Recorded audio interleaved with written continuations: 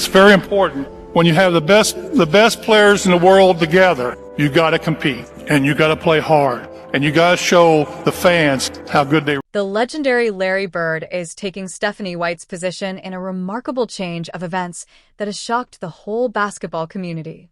Not only did the announcement surprise fans, but it also left rising sensation Caitlin Clark dumbfounded.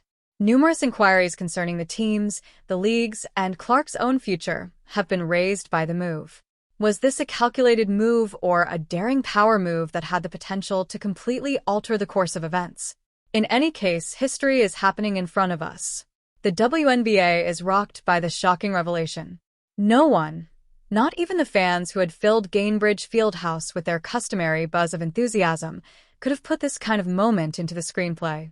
Not the pundits who believed they had seen it all after covering hundreds of games. Even the most astute basketball analysts who earn a living are unable to forecast the unpredictable. Everyone anticipated a typical evening filled with action, games to analyze, and highlights to relive. However, the ordinary became remarkable as soon as Caitlin Clark took the microphone. The arena, which had been alive with applause, chanting, and anxious expectation just moments before, abruptly descended into an almost physical quiet.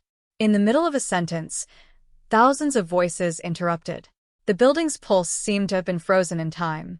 Every viewer leaned forward, every camera sharpened its aim, and every ear strained in an attempt to catch every word.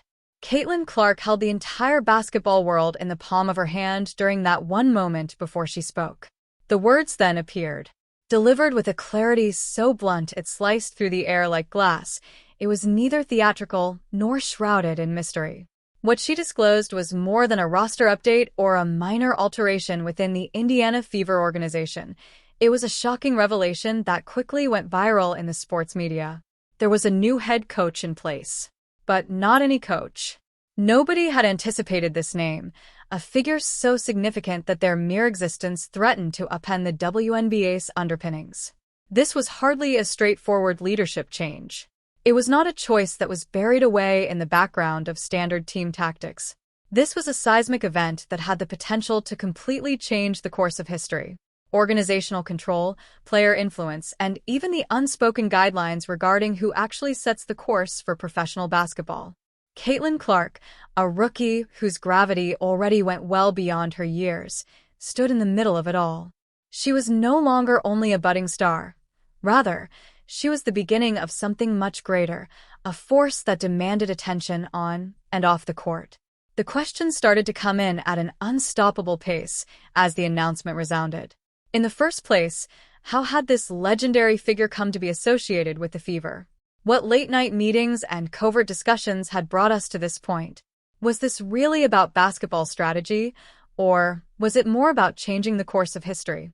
Above all, what did this partnership represent for the league, the players of the future, and the millions of spectators who are witnessing a revolution in action? Almost immediately, social media took off. Analysts wondered if this was sheer gambling or genius as commentators rushed to provide hot takes. While fans filled forums and timelines, debating and rejoicing simultaneously, every sports media was ablaze with conjecture, analyzing every detail. The electrifying, unrelenting, and uncontrollable energy within the arena found its reflection online. It was the kind of news that engulfed every area of the sports world in its aftermath, spreading not just like wildfire, but like an uncontrollable hurricane. There was no denying the importance. The Indiana Fever had ignited a new era in addition to hiring a new head coach. A period where the future of women's basketball would be determined by audacity, where tradition might be broken, and where the old rules might no longer apply. Caitlin Clark wasn't only reporting an organization decision at that precise moment. She was now the face of a movement too large to ignore, the messenger of change. Fans saw it as a chance. It meant uncertainty to critics. This wasn't just an announcement.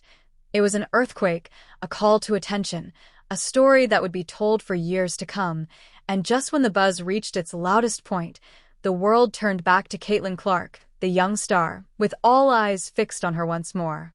For the league, it meant an opportunity to go beyond what had always been done, and for Caitlin herself, It meant taking on a role far greater than anyone thought a rookie could hold. What specifically will she disclose next, though? And why might her words alter what we believe to be true? Hold on tight. Stephanie White versus Caitlin Clark. A developing battle within the Fever. One phrase, just a few words intended to emphasize team development, started the storm by igniting the basketball globe. Following a 5-game winning streak, Indiana Fever head coach Stephanie White chose to portray Caitlin Clark's injury absence as a blessing in disguise as she stood at the podium following a hard-fought victory. To commend her team's tenacity and the way players like Natasha Howard and Kelsey Mitchell had taken on more responsibility. However, perception and purpose seldom follow the same path, and what White initially believed to be encouragement soon became controversial.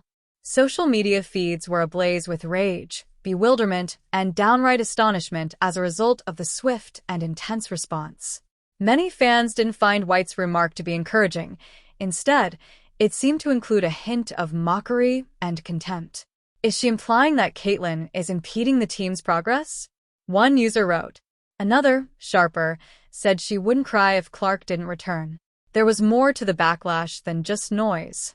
With each retweet, shared video, and contentious online discussion, the chorus became louder. The sentiment was encapsulated in 4 succinct words in one direct post. I detest this coach. The statement's timing simply served to stoke the fire.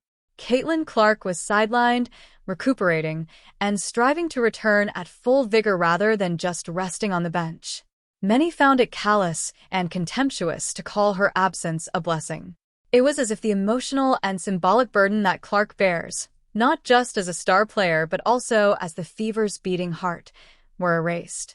Despite her appreciation, White's detractors claimed that she was unable to understand the underlying significance of Clark's presence. Her remarks appeared to lessen the impact of a player whose entrance had energized the league as a whole, as well as the squad. Nevertheless, the criticism extended beyond that one statement. It tapped into a deeper dialogue that was boiling beneath the surface. Is Stephanie White Caitlin Clark's ideal coach? White has a strong resume and unquestionable experience. However, coaching is about more than just qualifications. It's about alignment with a player's individual style, connection, and vision. And that alignment has frequently been lacking, according to Clark herself. In an open podcast discussion, Clark disclosed what many had suspected, that White's approach occasionally conflicts with her aggressive, high IQ, instinct-driven manner. She remembered having flashes of brilliance, like scoring 32 points, dishing out 9 assists, and grabbing 8 rebounds, but feeling constrained by limitations. She almost recorded a triple-double in a close game versus New York, but was restrained. Condemned for taking calculated chances that, in her opinion, might have increased the lead and inspired the supporters. She was benched following a turnover, the so-called teaching moment, which interrupted her natural flow rather than letting her follow her instincts. For Clark, avoiding mistakes is not the goal of basketball.